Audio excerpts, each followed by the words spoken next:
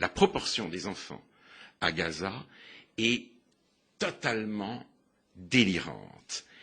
Donc on met au monde continuellement des enfants qui n'ont aucune place dans le monde. Production effrénée d'hommes excédentaires, d'hommes surnuméraires.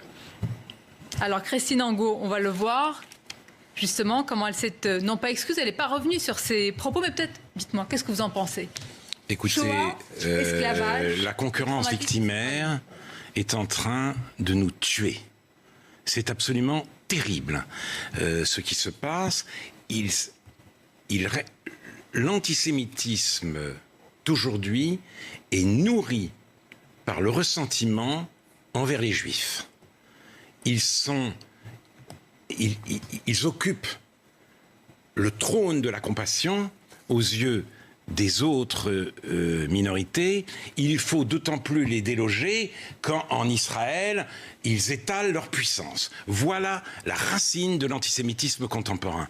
C'est abject. Et sur un point, Christine Angot a raison.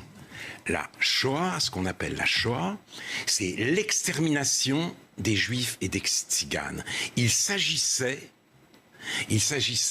d'éliminer les Juifs de toute la surface de la Terre, puisqu'on est allé les chercher jusqu'à Shanghai. C'est même pas un génocide comme les autres, parce que les génocides étaient tous localisés.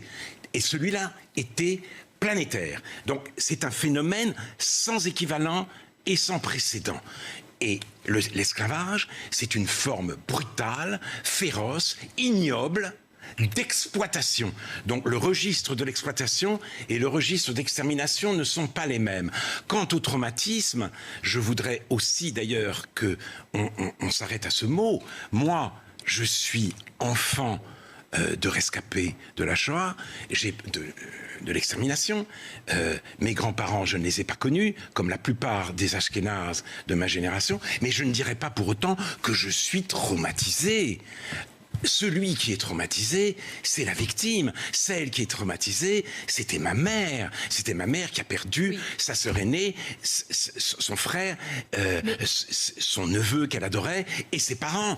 Elle était visiblement traumatisée. On n'est pas déporté de père en fils, et de même, on pas esclave aujourd'hui, 150 ans après la fin de l'esclavage. Donc on arrête de mesurer les traumatismes, parce que les traumatismes des générations, des générations ultérieures, ça n'existe pas. Toutes les formes d'esclavage sont abominables. Il est indispensable. Alors pourquoi elles sont inhumaines et abominables. Mais c'est pas parce qu'elles sont abominables qu'on peut les faire dire que c'est la même chose que l'extermination des Juifs, et qu'on arrête avec les enfants et les petits-enfants, parce que les Noirs aujourd'hui ne savent pas forcément de qui ils sont les descendants. Est-ce qu'ils sont des descendants d'esclaves ou non? Ou est-ce qu'ils sont des descendants d'esclavagistes? Ils ne le savent pas. Et de toute façon,